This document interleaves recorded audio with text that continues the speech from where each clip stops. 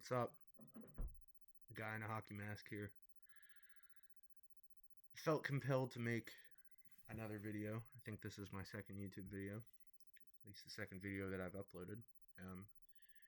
I found I quite like making these videos because it allows you to capture those thoughts that you have that sort of fade away from you before you even have the ability to capture them.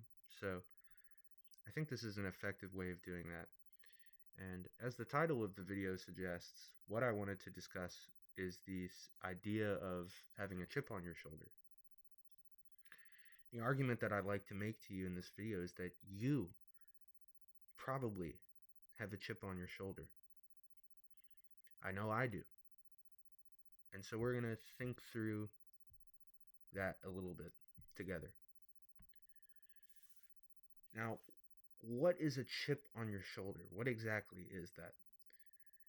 A chip on your shoulder is a euphemism, and it describes someone who has a hard time looking in the mirror and staying there and not running away. In other words, there are aspects of ourselves that we offer freely to other people. And then there are those aspects that we might keep on the down low because we're afraid of being rejected by other people. And we're afraid of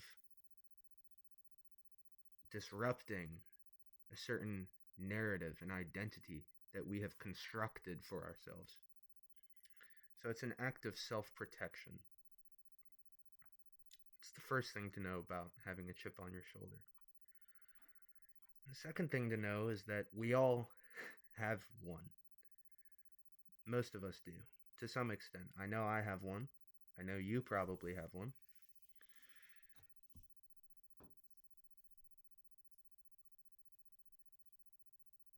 For me, that has looked like being a people pleaser, shrinking myself for other people. My parents immigrated to this country when I was very young, and they're good people, so they taught me that you always lead with kindness, and the rest will follow. And so, little me, strolled into that first day of school with that in mind, and obviously that's not really the way people work. I was dealing with a lot of kids who had other shit going on at home, and God knows what else that made them the way that they are. But, that's not how it worked, and I got made fun of for my name, I got made fun of for my accent, and for my interests, and it made me a very angry and bitter and fake person. Because I think part of me was essentially saying, what the hell? I did everything I was supposed to do. I thought that being a kind and honest person was what I was supposed to do. I thought that if I was just myself, that people would accept me. But these people don't like who I am. So I need to hide who I really am behind this layer of cynicism and anger and bravado. And it was bullshit. And I still have moments where I slide into this old pattern of behavior because it's a defense mechanism, right? For some people, it looks different. A lot of what you'll see today is these guys who are really fat and not conventionally attractive, guys who are not taking care of themselves the way they need to be, but they've experienced a lot of rejection from women because of that. And so, we could go into looks maxing, but we'll just talk about the gym, which is a facet of looks maxing. And, a lot of these guys end up in the gym, and they're there all the time. They're there more than they work or spend time with people. And at a certain point, they've reached conventional attractiveness. So by their own metrics, they don't have to continue, and yet they do. They continue because it was never about being attractive. It was about filling a void, right? We all have a hole in our soul. People or situations that have taken a piece of you from you against your will. And so you adapted the best way you could. But as you get older and hopefully wiser, some people never do, you start to realize that, oh shit, these things are actually kind of holding me back.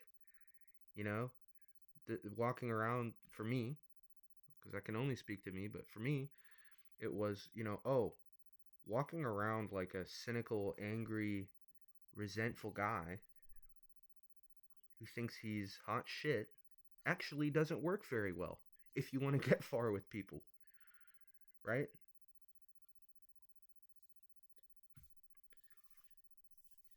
And that's a hard realization to make. Hardest thing I ever had to do was say to myself, you are the problem. The problem is with you. You're using these things that you went through as an excuse. They're an explanation, but they can't be an excuse. You have responsibility for your own life. You might not have control over a lot of things, maybe over most things, but you always have a choice.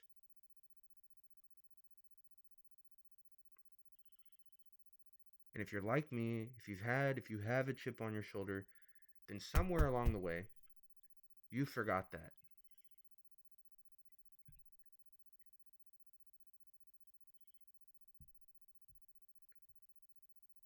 Don't waste your life because you were too scared to confront yourself. That, more than anything else, is what makes people waste their lives. The guy who spends 30 years working a dead-end job to support his daughter so that she can go to college and have a better life than him, he's not wasting his time. But the guy who works for 30 years making quadruple his salary just so he can stuff it away and run down to Florida and put his head in the sand like the Pink Floyd song, that guy is wasting his fucking time.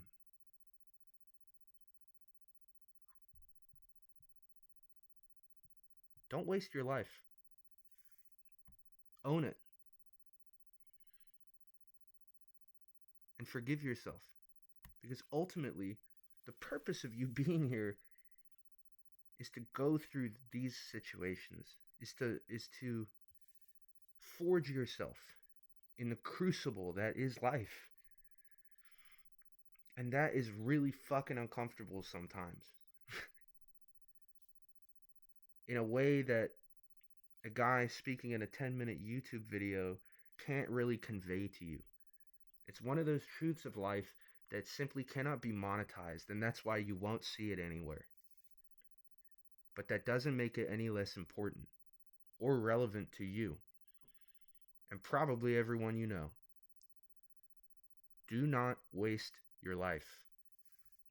Get that chip off your shoulder.